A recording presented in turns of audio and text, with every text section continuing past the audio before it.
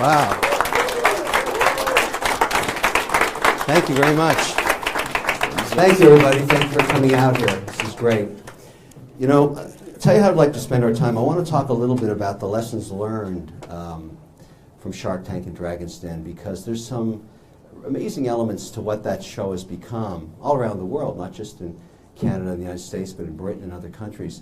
I've seen thousands of pitches, met hundreds and hundreds of entrepreneurs, but there's certain things that I want to share with you about this journey of over a decade that you can take from it and use for the rest of your life. Because think about what is going on when people get so attracted to that show. All these millions of people that watch it around the world, and producers are trying to figure out what it is about it. What is it about Shark Tank or Dragon's Den that is so appealing? People try over and over again to try and emulate with different knockoffs. There's 14 different shows trying to knock it off now. What are you watching when you watch Shark Tank? You're watching the pursuit of freedom. That's what it is. What does it mean to be an entrepreneur? It's not about the greed of money. It's the pursuit of personal freedom, so that you can find something you're passionate about, pursue it. If it's successful, it provides you and your family freedom for the rest of your life. That is the essence of entrepreneurship, and a very important element that we have to bring back to Canada. That's absolutely crucial, because I'll tell you why I'm here today. You know, I've been very fortunate, and this country's given me so much, and it should do the same for you. Because when I was coming up at your age and I graduated, the economy was booming. Canada was really competitive. Natural resources were in demand all around the world, and we had them. Our taxes were low, the economy was growing. I had 5 job offers when I got out of undergrad, and 10 when I graduated out of business school. Picking and choosing. You don't find that anymore. And I'll tell you what's motivated me to do this, because when you meet someone that comes out and says they want to get into politics, that's never been a politician before, you got to understand why they're doing that. You have to understand the motivation in anywhere in life that matters. So let's talk about that. Here's the reasons. I've been teaching lately. My mother used to say to me, if you get to be successful, never brag about money, it's bad karma, but you got to give back. I give to charities, yes, but I do something else too. If you want to pursue the life of entrepreneurship, it is a sacrifice. It's a sacrifice of your time while you're young to give you a lot of freedom when you're older. That is what it is, but it is a sacrifice. This is not a 9-to-5 gig. You're going to work your ass off because you're competing with people all around the world. You won't be making a lot of picnics on Saturday or Sunday because you're going to be working 18 hours every day.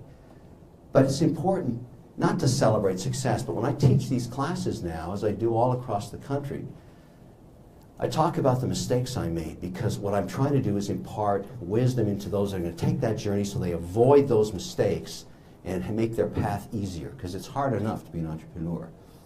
So I teach engineers primarily, graduating cohorts of engineers. Waterloo, McGill, Toronto, MIT, Notre Dame. And what I found in the last 2 years is really disturbing me. Hear me on this, okay? These are evening classes usually, 6 to 9 o'clock. You've probably attended stuff like this. Sometimes the cohorts are huge, 600 people. And about a third of the class generally wants to pursue a life of entrepreneurship. They have an idea, they have a technology, they have a deal, they want to do something. And we go out for beer afterwards. There's always a pub nearby somewhere, and we break out. And when I'm teaching in Canada, this happens to me. Hey Kevin, thanks for the class, really great, but look, you know the guys at Apple. Can you introduce me? How about Facebook? How about Snap? How about Uber? You know those guys, you invest with them. What about TA Associates? You're an investor with them. What about Dallas? You know Cuban, you're doing deals with him. Why can't you do an introduction for me? And I say to them, wait a second. You're just about to graduate in chemical, electrical, mechanical, or robotics. Why don't you start your company right here at home? I'll help you get financed. Why don't you grow it in Canada? Why don't you do your piece? Grow the economy, hire people, build a business. Here's what they say. I don't want to get paid in dollarettes. I want the real thing. I want dollars. I don't want to pay 53.8% tax. I can't build a team in Canada. Help me get financed in the States, and I swear to you, when I sell the business, I'll come back and buy a cottage. I'll come back in the summer. What the hell is that? What's going on? We should all be asking ourselves that. What has changed about Canada that our best and brightest, you, don't want to stay here? What is that? The whole concept of government is to provide an environment. They don't create any jobs. Government doesn't create jobs. It creates an environment where you can plant your seed and grow a business, grow your family, pursue your dreams. That's the essence of what Canada is for all people. I'm an Irish Lebanese immigrant. My parents came over here on a boat through Halifax. They met, fell in love, started a family, pursued entrepreneurship. They were involved in the clothing business in a company called Kitty's Togs. The sign is still on Jean Talon in Montreal. The whole family lived off that business. That was the dream of Canada in the 50s and 60s. And it should always be the dream of Canada because we're an inclusive society. That's what we are. We don't care what your race, religion is. We don't care what you wear. But if you want to pursue your family dream or a business or work in Canada, that's what it's all about. What's changed? What's happened? Going back to that concept of a rich environment to support an economy. Today that's all changed because Canada's not competitive anymore. You would have thought, like all of us, the morning you woke up and saw Donald Trump get elected, what a surprise. But he really telegraphed beforehand what he was going to do with the American economy. Lower personal taxes, lower corporate taxes, deregulate it, become more pro-capital, more pro-jobs, pro-energy, pro-manufacturing, pro-America, and he wanted to compete. And that's exactly what he's doing. Now, if I were Trudeau that morning and I woke up, I would have said, whoa, everything's changed. You know, we've got to lower taxes. We've got to compete with America. We have to deregulate. We have to compete on energy. We have to compete on lumber. We have to compete on everything because capital is fungible. It moves all around the world. Instead, he kept swimming up that stream like a salmon lost.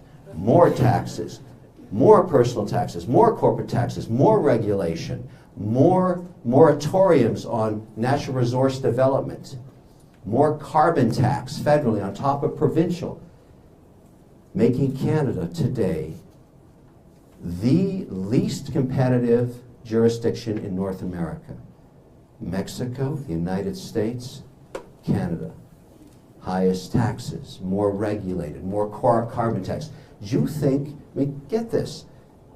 Last week, Trudeau went to Texas with Rachel Notley from Alberta, which used to be a great province in this country, until they met her. Here, here.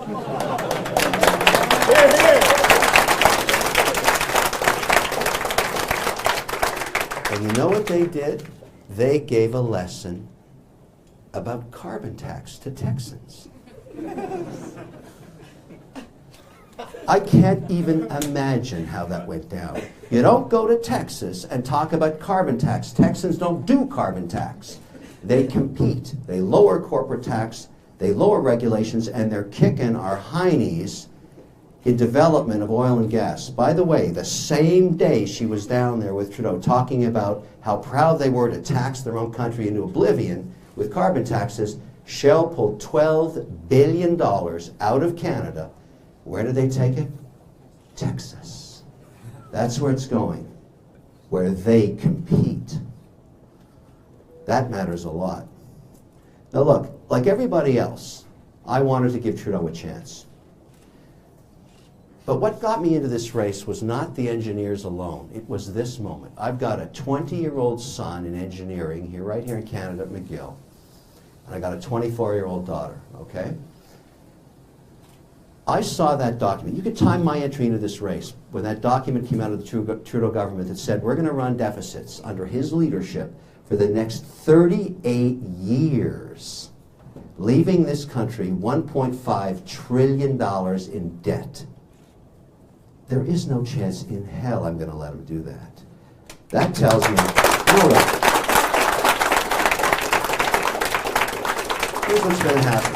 I'm going to win this leadership race, and then I'm going to shine the light of transparency and accountability on Justin Trudeau and make his life a living hell for the next 2 years.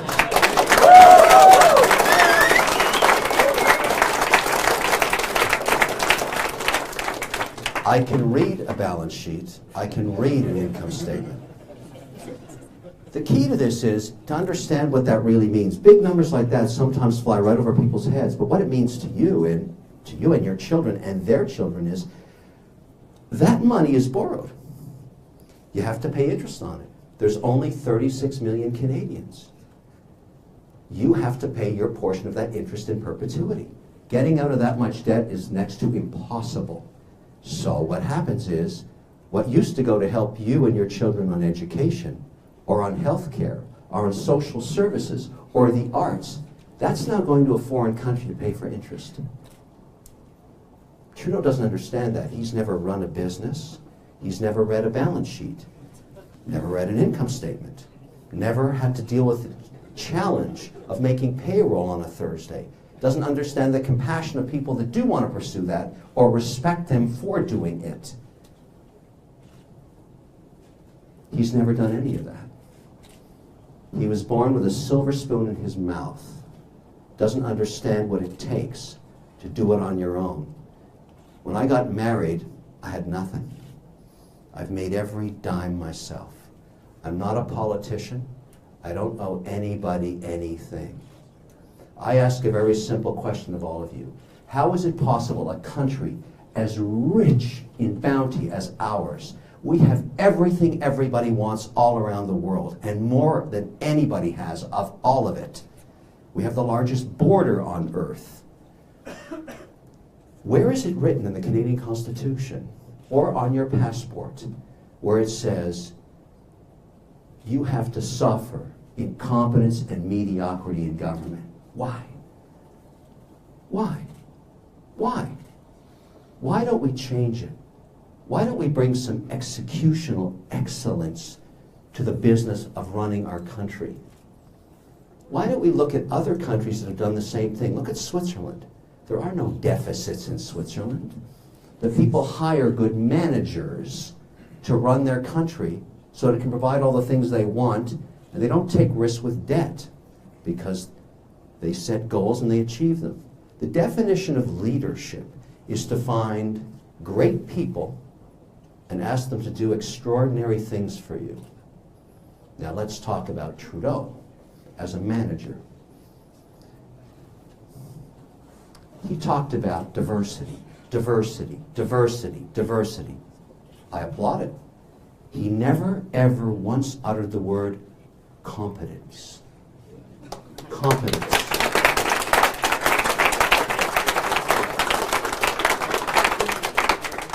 People all around the world, the body politic, Canada included, are going through a metamorphosis, a change.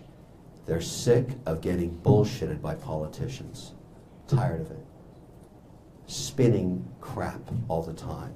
Not telling the truth. The typical politician, Canadians included, certainly the Liberals, make 25 promises and deliver on 0 of them. That's why Justin's in trouble now. He promised you jobs. He absolutely screwed you. He promised you a deficit of $10 billion, which is huge, and then delivered 32. Screwed you again. How many times do you want to get screwed? This is just the beginning. Think about his caucus. Let's talk about an alarming issue for Canadians that just came on the scene in the last few weeks. Images of people crossing the border in Manitoba with children in the freezing cold across frozen rivers, walking into Canada. We don't know who they are. We don't know if they have any papers or not. We have a law. And it basically says if you come to a port of entry in this country, by car, by rail, by air, and you walk up to the officer and they ask you, have you applied for refugee status in the United States? And you say yes, we turn you back to finish the application. But because there's a loophole in the law, you can walk 15 feet past that border entry and walk across anywhere in the 49th parallel and walk into our country, even though we have no idea who you are, and go into our welfare system, our healthcare system, challenge us through 7 different trials at becoming a refugee, and if that fails, hire a lawyer and stay in the country for years at a cost to us per person of $500,000. I'm not cool with that. I am an immigrant. Many in here are also, or children from parents who immigrated here, all came through legally. They went through the process. There are thousands waiting to come into Canada, and yet we let people walk over the border and take their place instead? Not good. Now, there is a man that's working for Trudeau. Talk about team, talk about management, talk about building a country around good managers, good MPs. Ralph Goodale. Don't know Ralph, never met him. Listened to him for the first time last Saturday when Evan Solomon asked him, what are you going to do about this problem? Now, there must be some disease you catch if you stay in Ottawa too long as a politician, because he spoke for 8 minutes and said nothing. That's a disease. That's the kind of guy I would fire, because he doesn't have a solution to the problem. The whole concept here is, the plan is to find men and women that can run the country with one objective, just one. Not 25 promises here, one promise. I'm going to grow Canada at 3%. I'm going to triple its growth rate so you can get employed. And why would I do that? Canada doesn't work at 0.7% GDP growth. That fighting you saw between the provinces and the federal government in the last few weeks is because there's no money. It's not growing. Why isn't it growing? Because Trudeau has no idea how to run a business. He doesn't understand that overtaxing the country makes it uncompetitive and capital goes elsewhere, just like Shell. Took that money out, not coming back, going to invest it in a much more competitive place. The plan is to make Canada competitive. Whatever Trump does, people ask me, what's my tax policy? Wait 6 days. Let's see what Trump does on every metric and match everything, because we're going to compete with him. We have a wicked competitive advantage. He's destabilizing travel and immigration in the United States. Why don't we compete this way? Since I announced this leadership bid, I've had phone calls from all these American tech companies who know who I am, and it goes like this. Listen, Mr. O'Leary, you've probably got a 50-50 chance of running Canada in the next 24 months. How about this? Would you help us with this?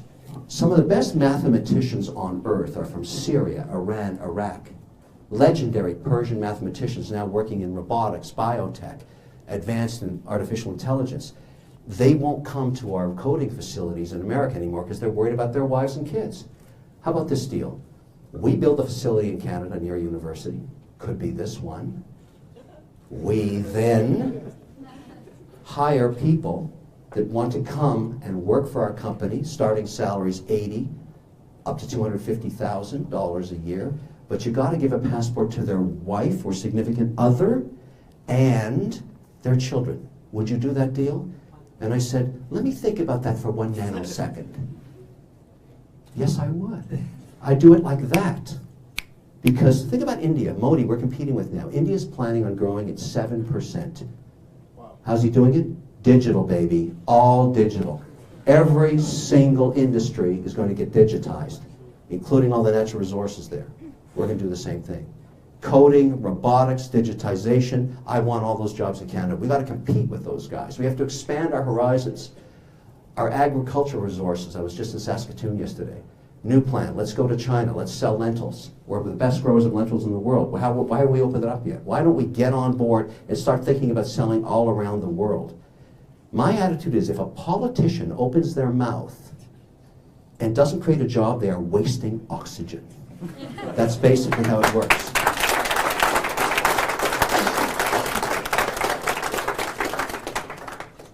You should really get motivated to get involved in politics now, because there are 14 days left for you to join this party for $15. Tell all your friends and family about it, and get involved in voting.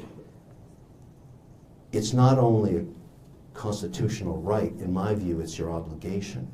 You should care a lot about your future. The only way you can affect it is to actually get involved in changing it. Care a lot about this. Your families, yourself, your children, what you want to achieve in Canada. We've got to change this country to be competitive again, and you have to get all the things I got. You deserve the same opportunity I had, and you're not going to get it with old Justin. He doesn't get it. He's never run a business. I'm going to do something very, very special for him. I'm going to find his true calling for him, because it's not running Canada. 2019 will not be an election. It will be an exorcism.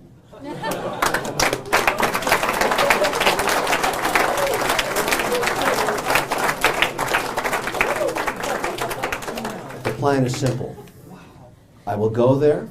I will change all the damaging policies he's put in place. I will eliminate any carbon taxes immediately. I will get all of our corporate and personal taxes to be competitive with the US. Then I will do what I do every day. I will go to Mumbai, Shanghai, Hong Kong, Geneva, New York, and tell them in London too, Canada is open for business again. That's the plan.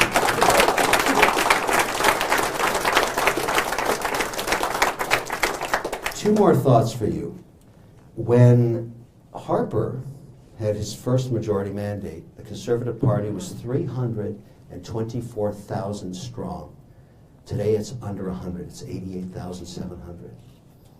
You got to get involved. You got to join the party. You got to be part of this change. We have not had a candidate in the Conservative Party in 20 years that could go to a college, university, or tech school and get people out like you're out here today. Tomorrow at Queen's, 900 students will be waiting.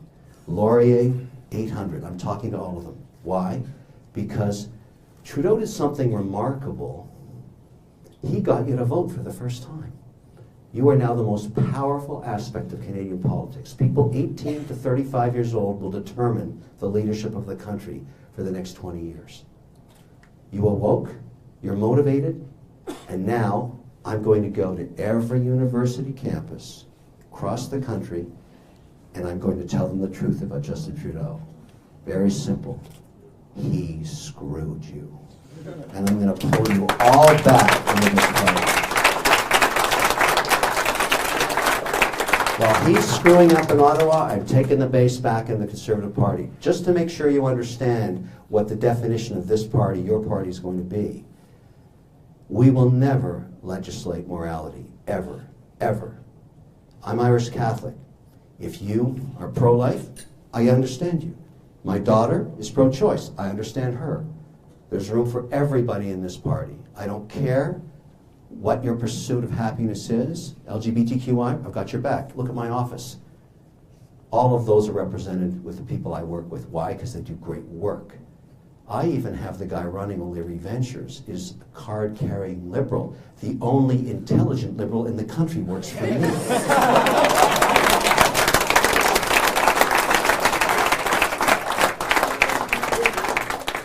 This is about doing great things with a country that is remarkable.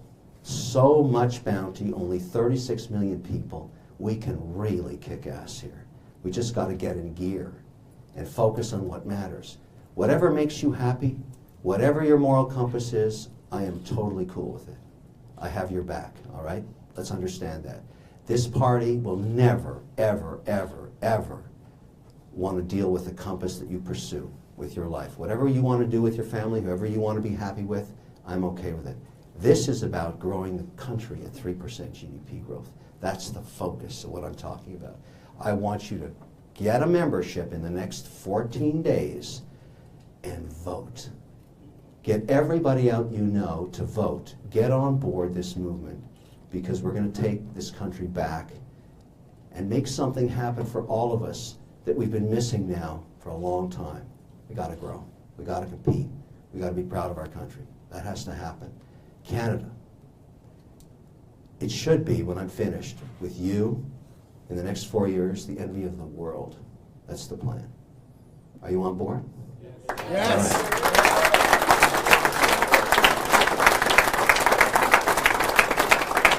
Now, before we all melt or internally, spontaneously combust in here because it's hot, I'm happy to answer any questions you've got.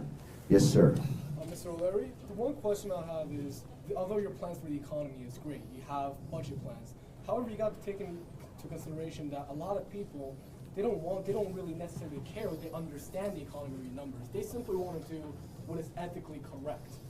And what do you propose? How do you plan to attract those voters who are not interested in the economy, who are just saying, "Oh, Trudeau's letting Syrian refugees in. He's doing a great image for Canadians." How do you attract those votes? Look, we're not going to change immigration. We're just going to be selective on who comes here to help us on our plan to grow the country. We don't need more dependence. We need more people working together. I'm not worried about those that aren't motivated by economic momentum. That doesn't matter, because what they care about, they want a social net. Not everybody's going to be fortunate in this country. We've always promised we take care of those that aren't. The way we do that is we have to grow at 3%. There's enough money to go around for healthcare, education, military protection, and the social net, and even the arts. Hey, listen, I love to support dance. I love to support the arts. Can't do it if you have no money. Got to grow the economy. So when you hear me talking about this, particularly for young people like you should be very worried about coming into an economy that's growing and provides for you and your families. But look, you're absolutely right. The social net we guarantee to everybody and have since the 40s in this country, it all works at between 2.5% and 5% GDP growth. All my life, that's how Canada's been growing. Bad times were 2, great times were 6. We're at 0.7. Trudeau has killed our country with all of these stupid policies. I mean, you got to wake up and smell the roses. There's no growth. And the way it manifests itself, you can't get a job, your parents can't get a wage increase, and we're fighting about money all the time. The hospital in Halifax, where I was campaigning a few weeks ago, you can't drink the water in it. And we're in Canada here. Think about that. Think about it. You're sitting in the hospital bed, you can't drink the water. That's not cool. We got to fix all that. But I'm aware of what you're talking about. But believe me, for you, I'm worried about the future and this economy. You got to think about that, man. It's a big deal. Yes, sir, right here. I was wondering, what's your opinion on Gerald Butts? Yeah. Gerald Butts has done a tremendous amount of damage in Canada because he was part of McGuinty's mandate here in Ontario. I believe out of the $308 billion that we're in deficit now, in debt in this province, one of the highest debt jurisdictions, $200 billion of it are on his head. He wasted a ton of money. Now that virus is now infected Ottawa. They took 13 people, including Butts, to Ottawa to work with Trudeau. And all of these insane policies of taxation and green tax and carbon tax, that's all Butts. I don't think Trudeau dreams this stuff up. Butts sits with a 60-watt bulb in the basement dreaming of what he can tax next. That's it. Got to get rid of him too. A lot of people don't know who he is. I'm impressed you know. I'm firing all of them. They're all That's true. This one right there. For all young aspiring entrepreneurs in Canada, what is the one piece of advice you could give us to get us on our feet? I'm going to give you 3 pieces of advice. 3, okay? I'm going to give you 3 things you should learn. And the way I learned this was watching it happen in front of my eyes for over a decade. If you've ever wondered about the people that actually get financed on Dragon's Den or Shark Tank, there's 3 attributes that are common in every single pitch. It does not determine the outcome of the business. It determines the hardest part to get financed. 3 things. They're able to articulate the opportunity in 90 seconds or less, 100% of the time. The ability to communicate your vision of what your business is has to be done in 90 seconds or less. The majority of them do it in 60 seconds or less. A clear, crystal vision of what that is. I'll take a really ordinary example. I basically take cupcakes, put them in a jar, and ship them all around the world. I got it. I understand what you do. The second part, also important, takes longer, is you have to articulate why you're the right person or team to execute the business plan. What do you know? Did you work for a competitor? Did you try before and fail and learn from that experience? Do you understand what it takes to make it work because you come from a family that did it before? What is it about you with your idea, your vision, that is so attractive that you can actually execute the plan? When you get those 2 things together, and I've seen this happen hundreds of times, the room starts to sizzle. An entrepreneur with a vision that can communicate it, and secondly, has the skills to execute it, that's hot. All of a sudden, everyone wants to write a check. Now, here's number 3. Do not forget this one, because I've seen the air get sucked out of the room like that. You gotta know your numbers. If you don't know your numbers, and you've got through the first 2, you deserve to burn in hell in perpetuity. And I will put you there. That's the currency. By the way, I just defined leadership. That's what leadership is. Communication skills. That's it. Remember those three things. They will serve you well no matter what you pursue in life. Yes, sir, right there. So you talk a lot about party identity and not allowing other people to define what a conservative is. Yeah. And we've heard a lot of the other people in the leadership race talk about what their vision of what a conservative is. So my question to you is, what makes you different than everybody else in the race, specifically Mr. Bernier, that you seem to be very close with? Yes, that's a great question. So I consider myself a conservative expansionist because I believe the party has to grow its tent dramatically. The difference between Maxime and I is very simple. Max wants to push down a lot of responsibility to the provinces and how they manage their finances. I don't. I'll tell you why. What I've learned in the last 4 years is sometimes you get a black swan event, like Kathleen Wynne. Now, Kathleen Wynne needs a lot of adult supervision, so she doesn't know what she's doing.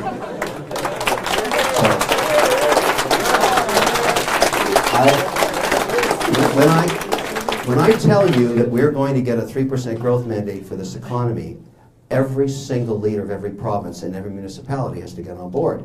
If they don't get on board with me, I will be a federalist with them, which means, take for example Kathleen Wynne. She wants to impose a carbon tax on all of us here in Ontario. No problem. I'll deduct it from transfer payments. Gone. Just like that. Sue me. Try me. Watch how this works. I will not tolerate incompetence and mediocrity anywhere. That's my promise to you. I can't fire her. But listen, think about what I've done with her. 2 years ago, she was 46% in her approval ratings in this province. My first open letter to Kathleen. I've done 4. She's now at 13%. And I'm not finished. I can't fire her, but I can make damn sure she can't survive another election. That's the plan. Speak to the people directly. I have 4 million followers across all my platforms. Talk to them directly. The plan is to be a strong federalist. That's the difference between Max and I. I would never, ever, ever want this to happen where you get a Notley or a Wynne destroying the dream of a 3% growth mandate. I will do everything in my power to make sure that they behave properly. That's my point. Thank you. Yeah. Yes, sir. Yeah, so you were talking about Shell a lot, and my question is, why is this sort of attitude to conform to Shell's needs and sort of lower the tax? Instead, why is the attitude to sort of go after and try and work with countries like the United States and have a sort of simultaneous vision on the carbon tax and make Shell conform to you, I mean, the way the environment's going? Well, there's 2 questions there. Let's talk about carbon tax, though, because I'm an environmental studies guy. And so I spend a lot of time looking at what the appropriate way to deal with emissions is. Here's why cap and trade doesn't work and why it's folly. Let's be very simple about it. We got 2 companies, okay? We got one that's rich, big balance sheet, been successful, has huge market share in whatever it does, 5 smokestacks, pumping out, spewing out emissions. None of us want that. Right beside it is a small innovative company with a single smokestack, can't afford anything because it's a startup. The large company doesn't ever have to stop polluting. It simply goes to its balance sheet, calls up its bank, borrows money, and buys carbon credits. What the hell is that? They keep spewing it out, they just buy carbon credits. The small guy right beside them says, I can't afford to buy carbon credits. I have to innovate with carbon sequestration technology or scrubbing technology or new technology that isn't as emissive in terms of emissions. And they innovate. Now, the only reason governments try and price carbon, and this is clearly the case in BC and now in Ontario, and it's something Trudeau's doing too, is to grab the cash for themselves. Better idea is to simply do what we did 42 years ago in the automotive industry. When we said to all of them, both governments, Canada and the United States, said, look guys, you're the #1 polluter here and nobody likes what's going on. You give us targets over the next 30 years, decade by decade, what you can achieve, and we'll leave the money on your balance sheet. You create new jobs. That's where the catalytic converter came from, an old technology, but the first innovation that started to reduce emissions. The better plan is to simply go to each industry and say, okay, you mine uranium, you mine oil, you're in ag, whatever it is. You give me what you can do towards getting to the Paris Accord. 73% of us want that objective met. You tell me what you're going to do. Then you lock and load. You commit. I leave the cash on your balance sheet, and every year we watch what you do. But here's the benefit of that. Canada, many of you don't know this because you've never studied environmental studies. This is now a lecture. I'm going to tell you something. We have 1.2 billion acres of wetlands, farmland, and forest in this country. Depending on the cycle of forest fires here, We absorb in each one of those acres 2.1 to 2.6 tons of carbon per acre. We're a carbon sink nation. We basically absorb 3 to 4 times more than we emit. We're not the problem. Doesn't mean we don't want to meet our emission targets, but the point is we are not the problem. What we should be doing, we own some amazing carbon sequestration technology. We own it. Canadians own it. IP. Private, some of it's public. We own scrubbing technologies. Why wouldn't we take, maybe you, if this concerns you, you get a job, you work for me in an embassy in India or in China, and you sell, license, or gift that technology to those countries. It's Canadian. That's our gift to the world. Not just a gift, we may sell it. We create jobs, we provide new ways for them to reduce their emissions. They're responsible for 40% of it. We got to get those guys on board. This is the new way to take the Canadian brand way up, way up. Why isn't Trudeau doing that? He has no idea. That's why, no idea. But that's the plan for carbon emissions. Regarding taxes, we don't need the lowest taxes. We just need to compete. We just need to compete. You tell me what Trump's going to do, I want to compete. I want to compete. I want to wave the flag saying we are as good as anybody else, but wait, we're better. Because we don't care what your race or religion is. You're still a Canadian to us. That's what matters. Yes, ma'am. Okay, I think you're definitely on the right track with the economy and everything. I'm part of the party. I'm still deciding who I want to vote for. Not anymore. You've decided. It's based on this one question. Do you believe, what do you believe, the Canada-Israel type of relationship will look like? I've always supported peace and a two-nation solution. Always, always. What happened in the UN was an embarrassment to that process. Big mistake for all of us. Look, we need peace there. We got to resolve Jerusalem. That's the last stepping stone, and then there'll be peace. We all want peace. Yes. Also, I want to trade more with Israel. They've got some amazing tech over there. I want to trade with India and Israel and China. They've got to be new partners with us. Technology in Israel right now, these are some of the best coders on earth. We got to do more deals with those guys. So we're all getting on a plane as soon as we get ourselves competitive, and we're going to say to everybody in Israel, we're open for business, let's do some deals. Now I made my decision. Thank you. Thank you. Okay, yes sir, right there. Mr. O'Leary, I hear a lot on 580 CFRA, you're on there a lot, and a big discussion about you is that you don't speak French. So, and I totally agree with everything you say about the economy and trade, and the only thing is, how are you going to win Quebec if you don't speak French? It's a great question.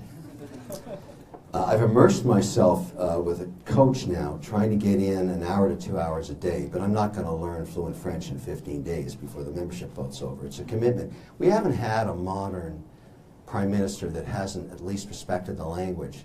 I mean, Harper got a lot better during his mandate. I have to be able to debate Trudeau in 24 months in French, and that's just part of how this whole thing works. So, je suis le seul qui peut battre Justin Trudeau. And I'm getting my thing together here. I'm working on it. Okay, let's hear right here. Hello, Mr. Wonderful. My name is Lynn. I was wondering if you could sign my book just in case that we don't. I'll do it when this is over. We'll take a few pics and stuff, and I'll sign your book. Thank you so much. That's so nice to meet you. Can I give you a handshake? Yeah, sure. Thank you, that's great. All right behind, you sir, right there. Hello, Mr. O'Leary. Yes. My dad said the most important thing he ever learned through school was his teaching degree because it gave him the ability to talk to an audience and know when people are understanding what he's saying. Right. With that being said, how are you going to be able to articulate your excellent ideas to the country so that people will actually vote for you? Well, I'm in the process of doing that now. I have the largest social media base of all the candidates, but the whole key is here that we've had a real challenge in this party, and I've learned something crisscrossing the country. And if you're all conservatives here or want to become one, I want to explain one of the things we're going to fix. We have presidents of ridings, over 300 of them out there. They feel ignored by Ottawa, which is why the membership has collapsed. I got to bring them all back. I want to show them respect, because some of these people have been in the party for decades. They feel disconnected to Ottawa. You know, we've got this attitude that if you're in Ottawa, you're in a special bubble or something. No, you're not. What has to happen is when I take over the leadership, one of the first things I'll do in the first 90 days is invite all the presidents of all the ridings into Ottawa and say, guys, Let's talk about our party. Let's talk about communicating our values to people. And let's understand how we're going to message together, because the party has been horrific at social media. Just terrible. I don't understand why, but it's not communicating with people. I don't have that problem. So I get to people on television, on radio, on every platform of social media, and I talk to them. It's important to have a debate. You don't always have to agree, but you got to talk. And that's what we're missing in this party. I'm going to change all that. We're going to change the dynamic of what conservatism means to Canadians, because my toughest critic is my 24-year-old daughter. She said to me, Dad, listen, I want you to know something. I didn't vote conservative in the last election. I voted for Justin Trudeau. And I heard you getting into this game. If you don't give me what I want, I'm not only not going to vote for you, I'm going to campaign against you. And why I care about Savannah is she's running all the social media for the Huffington Post. That's a problem.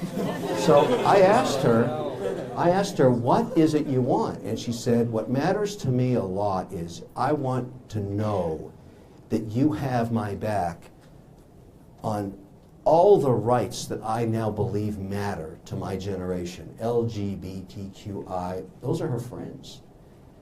And I said, damn right, look at my office, come and meet the people that work with us. So I won her over on that. And I think you got to understand the party has to deal with the new reality. We respect everybody's views. We have to. But this is about, hear me on this thing, you know, when I was young, in our culture, because my mother was Lebanese, my father was Irish, the matriarch on the Lebanese side of the family would always prepare a Sunday meal. And Lebanese food is very hard to make. It takes a long time. She'd start at 5 in the morning, and it would be served every Sunday at 6:30. And if you didn't make dinner, you burned in hell, including your boyfriends, girlfriends, whoever's part of the family has to show up for the dinner. I didn't think much about it. But now it's ingrained in me. It's part of my way of living, my family values. Luckily, I can afford to gather our family wherever in the world we are.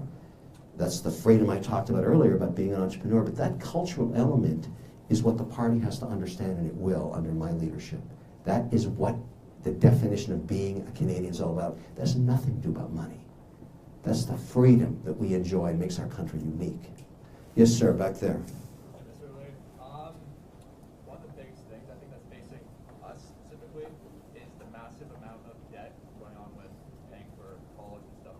Right. I think one of the big issues was we came with university without getting a education of finances.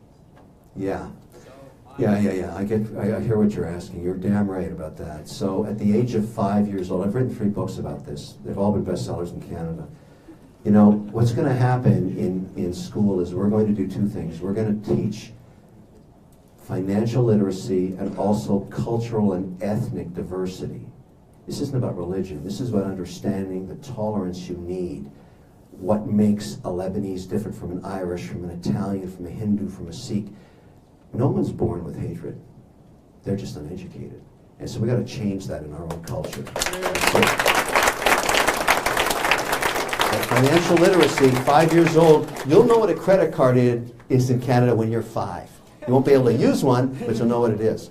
Last question. Sure. I got to roll it up here. I'll do one more question. Yes, ma'am, right here. I have a question for you, Mr. O'Leary. So Justin Trudeau recently negotiated a deal with Bombardier for $370 million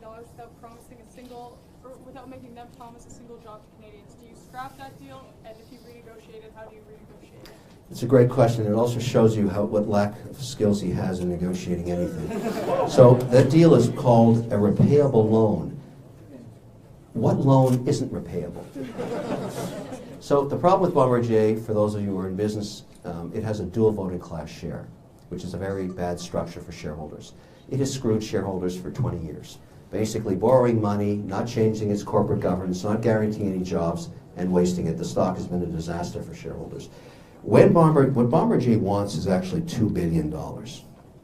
The reason they want that is that when they deal with a sovereign, like a foreign country, and the country wants to order 18 aircraft, they want to guarantee the company stays in business. They want the foreign entity. Brazilians do this too.